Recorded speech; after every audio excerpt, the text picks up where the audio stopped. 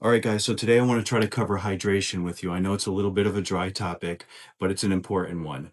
The reality is we can go about 3 weeks without food, but we can only go 3 days without water or some sort of fluid before we start running into some serious hydration problems.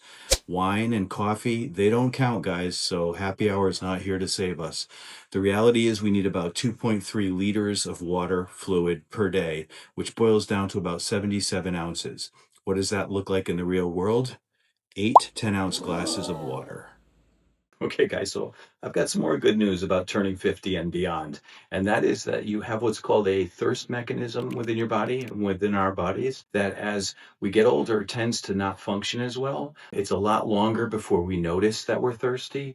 And at that point in time, you've already reached a point where you're starting to feel some slight dehydration. Another attractive part of this whole process is saliva. You start running into a whole host of issues within your mouth, dental issues, gum, teeth, dry mouth, all of that type of thing will start to creep in if you're not getting enough hydration. The second thing is that your muscles store fluid, they store the water. So as you get older, if you're not exercising or even just as a natural part of the aging process, your muscles are starting to get smaller. It's essentially like your hydration tank is starting to get smaller. There's fewer cells within your body that are able to hold and contain water so that when your body needs it, they can go there and grab it. So you're actually beginning to have this process of not being able to store enough water at the same time that you're not able to recognize that you need to be drinking more water. It's fun stuff. So this is the part of my video where you kind of go, I don't care. Why do I care? I'm going to turn the video off. Well, I do think that hydration is extremely important. Give me another minute or two to explain why. It improves your focus.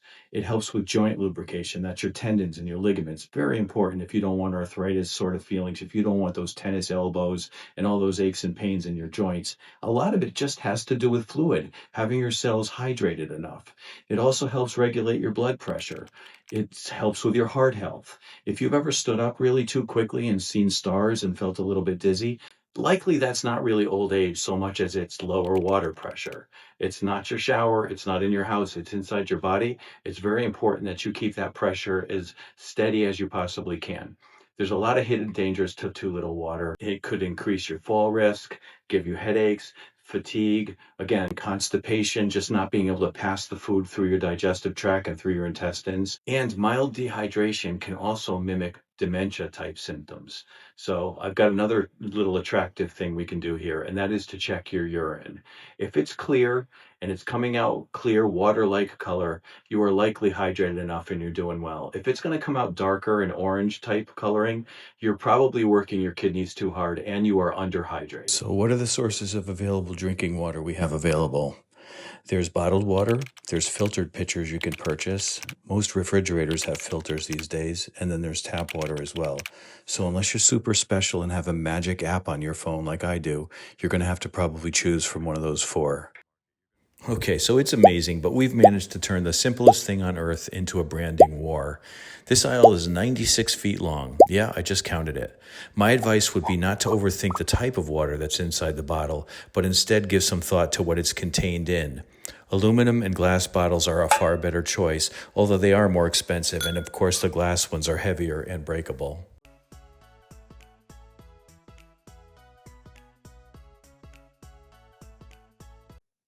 So here's one kind of cool idea. These plastic bottles come with demarcations in them that tell you how much water you've drank, how much water is still left in the bottle.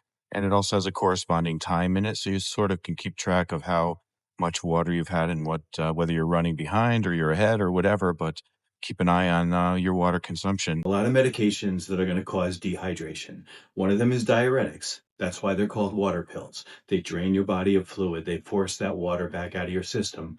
The other one is blood pressure medication. There's laxatives. There's antihistamines, like allergy medicines like Benadryl and Claritin and Zyrtec and all of those. What they do is they dry up the nasal passages, but at the same time, they dry up your eyes, your mouth, your skin.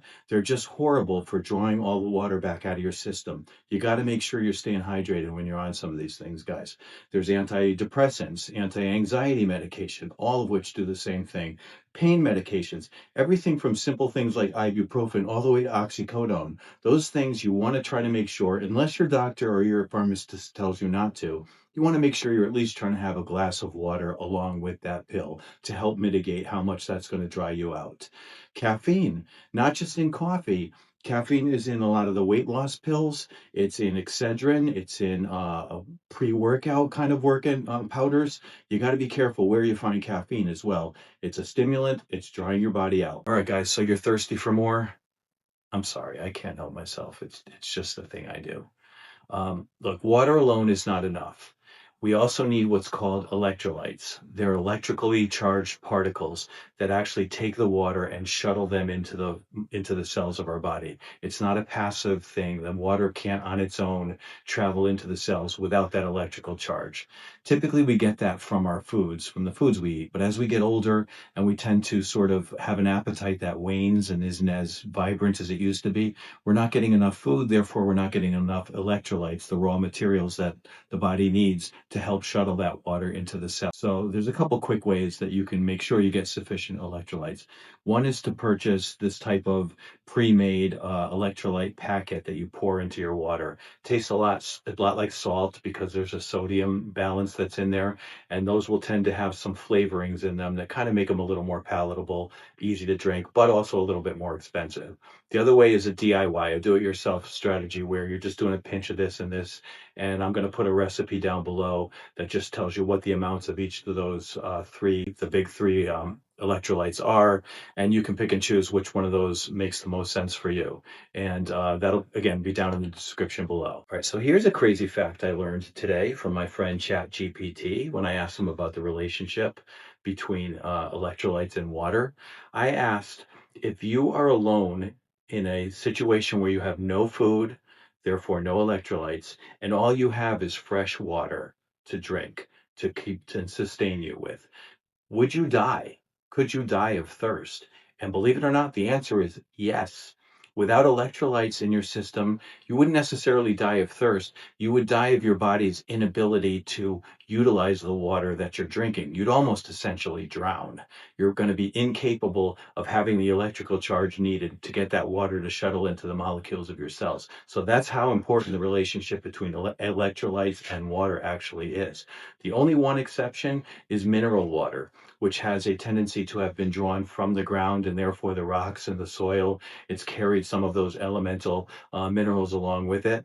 It's enough in there to keep you in survival mode. It's certainly not going to be thriving mode. But if you had to pick something and the zombies attacked and you just had nothing but water to drink, you're going to at least want the mineral water for as long as you can. All right, so that's going to wrap this one up. You can lead a horse to water. Sorry, it's a problem. I know. Look, pay attention to how much you drink every day. Your body will feel better for it. You'll be happier for it. You'll be healthier for it. Also, keep in mind that hydration doesn't have to just come from water. You can get it from foods that are rich in fluids. You can get it from watermelon, strawberries, oranges, cucumbers, and so forth. So it doesn't necessarily have to be chugging down glasses of water. It's just making sure that you stay hydrated and you stay healthy. And I'll see you guys in the next one.